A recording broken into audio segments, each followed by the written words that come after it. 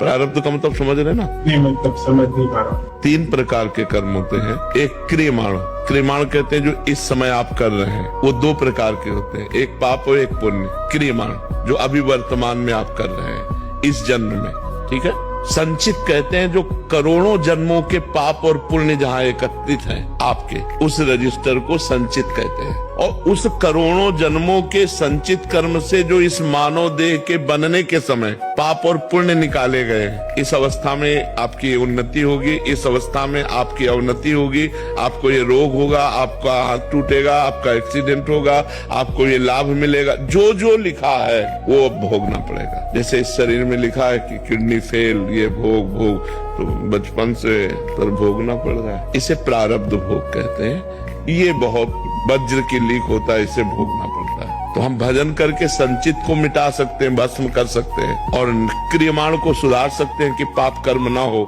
लेकिन प्रारब्ध को भोगना पड़ेगा। इसीलिए कहते हैं कि देखो भजन करते हुए वो दुख भोग रहा है, उसको क्या लाभ मिला? लाभ तो मिला, उसका अगला संभल गया, पिछला संभल गया, वर्तमान में जो प्रारब्ध भोग आया उसे भोग के काट दिया, अब वो भगवान को प्राप्त हो जाएगा।